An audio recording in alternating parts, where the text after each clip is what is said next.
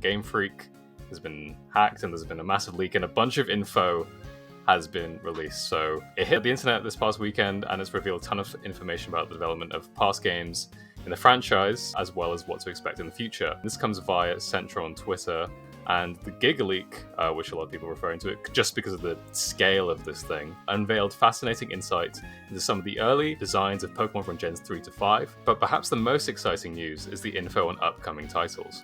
3 games are known to be in development, the first of which we knew about, Pokémon Legends ZA, is said to be complete, so we can expect a full reveal and release very soon. The next game establishes Pokemon's Gen 10, codenamed Gaia, and is rumored to be coming in 2026.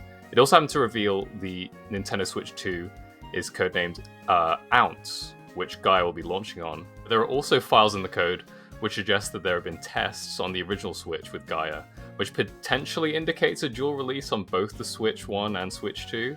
But this is unconfirmed. It could be, they were just testing it on the Switch just to see how it would go, and then they might just move over to the Switch 2. But so it's unclear if we're going to get a dual release or not. And the final game, codenamed Synapse, is a bit murkier, although some files may have suggested the game initially might have been like an MMO. In our scenes of this game is unrelated to the files that were suggesting that. What is known is that it's being co-developed by Game Freak and Ilka, the latter of which worked on the Pokemon Diamond and Pearl remakes. In addition, the game is a multiplayer game of some kind, and it's being described as, quote, Splatoon-like, which is interesting. It's like that could go in numerous different ways. But what do we think of this massive leak and some of the games that got revealed? I guess we could start with like the multiplayer one, because that is a bit more, I don't know, there's like it's a bit murkier and we don't really know what to expect from it. Lauren, what do you take away from this? I mean, we all know my history with Pokemon isn't as strong as with you guys. My first Pokemon game was the most recent, one of the most recent, Arceus, and I was kind of really only drawn to it because of, I guess, like the open world nature. So that's kind of what I look for in Pokemon games. If it was to be a multiplayer game, I think there's potential there. Has this not happened before? Has there not been any kind of Pokemon multiplayer? I know there's like Pokemon Go and there's that kind of battle Pokemon Unity. Pokemon Unite, yeah. That's like League. Yeah, so there's no kind of multiplayer game in Pokemon's franchise to date? Not to this scale. Yeah, okay. Nothing like this. It could be something really cool. I don't know what it would look like. I guess maybe something like Pal World or what they were doing there, where you could, or like a crafting battle arena. I don't know. It could be anything. But the idea, I guess, of like going into a battle with your friends, with your array of Pokemon, could be really appealing to people. Yeah, it's weird because they refer to it as like Splatoon-like, which like what does that mean? Yeah, like I don't know if that's like maybe it's the kind of, Splatoon is pretty unique because like as a game, the whole objective for most of the modes is you just cover the battlefield in ink, and whoever has the most ink covered between the teams, they win. So it's a very unique kind of approach to FPSs and multiplayer games. So maybe it's like that, where it's like a completely different concept of a multiplayer game rather than kind of like your typical shooters or MOBAs like Pokemon Unite is. Maybe it's just something completely different. Maybe it's focused on like each team has 5 players and they have to catch as many Pokemon as they can, or like maybe they have to control different Pokemon, and it's maybe a bit similar to like a MOBA, but it's a more kind of third-person perspective and that sort of thing. But yeah, it's so nebulous. Maybe it's a battle royale. Like who knows? Like it could be anything. But yeah, Klein, do you have any ideas for what this could be? Man, I'm in such a weird place with Pokemon as a franchise because I love it so much, but I think that like technically they just haven't been able to keep things up. It's been very like let's make it run, essentially, and that's kind of as far as they go with any of these things. So like a Pokemon MMO, that's the stuff of Pokemon fans' dreams. There's been so many of these like Pokemon fan projects. There's one, I think, that's still online, that's like a browser-based thing, and it is a Pokemon MMO. You go out and you play Pokemon with other people. And so, like, I know that that's what the fan base has been wanting. I just don't necessarily know if, like, the Pokemon Company is the company that's going to be able to do it to the level that fans want it, to the level that it is actually, like, successful and can rival the World of Warcrafts of the world and the Final Fantasy 14s of the world. But I'm willing to see what it looks like. I'm willing to give it a shot.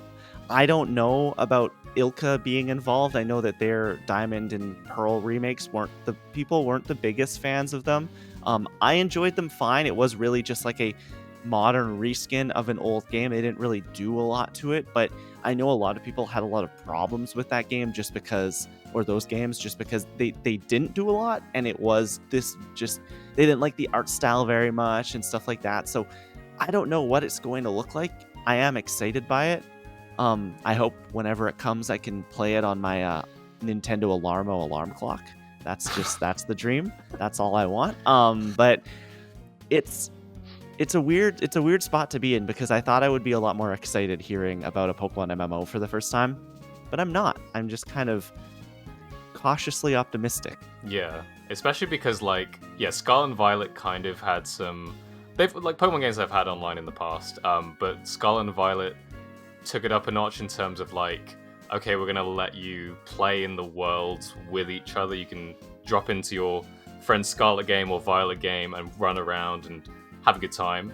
And I've tried that out in the past, and it's just not the best experience. They really need to figure out that online, just how that multiplayer stuff works. I mean, I know I haven't played a ton of Unite, but I know people seem to enjoy that for the fan base that it is, and that seems to work okay. So maybe they've learned a bit and they can apply that to this game. So there is also that Gen 10 game, which is the next kind of evolution of the franchise, succeeding Scarlet and Violet. Is there one feature or change to the series that would get you guys to try it? Lauren, is there anything that would get you enticed to give this one a go? The gens don't really mean much to me.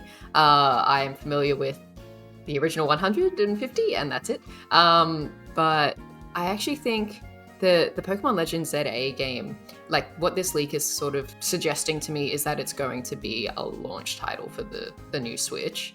And so what I really wanted from Arceus, because let me be clear, I really liked Arceus. This is the game that actually made me get a Switch. I saw the trailer and I thought, this is my dream Pokemon game, I must have it. And so I did. I bought it and I played it, and it was for the most part exactly what I wanted. But we've said, it's kind of about just getting a Pokemon game to run at this point. So I just really want I guess a better open world experience in Pokemon. And I'm hoping that's what this Pokemon ZA game is going to be. But if it's not, then hopefully that's what this Gen 10 game is going to be. I want to be able to see my Pokemon wishes fulfilled, which is just to have a really clean experience in the Pokemon world and to capture my monsters and battle with them. And I don't think I fully got that from Arceus, but I think the potential was definitely there. For a lot of people, Scarlet and Violet, it could have been really great, but because of the performance issues, because of a lot of the visuals, it really held the game back. And that's one of the most maligned games, I feel in the franchise, even though it's sold amazingly well, like every Pokemon game does. So yeah, I think it would be great if these games ran well. I own Violet, but I haven't played it because it was so poorly received, in technical. I was just I can't deal with that. That's the thing, and maybe it would run better on the Switch too, but if they allow for backwards compatibility. But yeah, so I hope that's the case. And yeah, if Legends ZA is complete, I'm even more sure, like you said, kind of that this will be a launch title for Switch 2. Even though what a way to sell Nintendo Switch 2 consoles, on day one, that's having, I don't know, maybe they get the 3D Mario. I'm feeling less and less like that's actually going to happen on launch day, but either 3D Mario or Mario Kart and a Pokemon game on launch day, yeah, that's going to sell consoles. It would be a pretty baller move. For sure. If it's good, it's got to be good. If it is another Scarlet and Violet situation, does it though? Because I think we've seen that Pokemon fans are, I won't call them broken people, but they're willing to buy whatever. And it just the Pokemon Scarlet and Violet sold like crazy, and it technically could not run, even though from what I've heard, I haven't played those games. Everyone says this could be the dream Pokemon game. This could be the best Pokemon game ever made if it actually worked.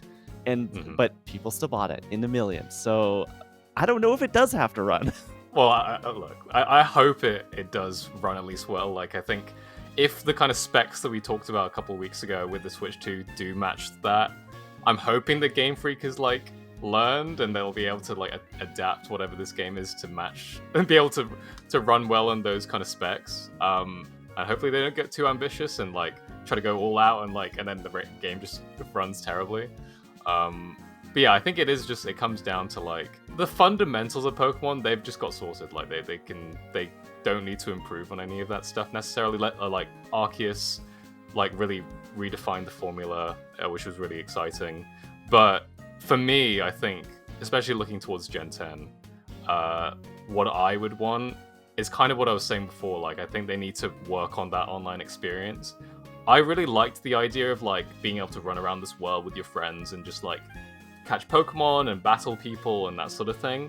But the online experience is just like so bad and so like clunky.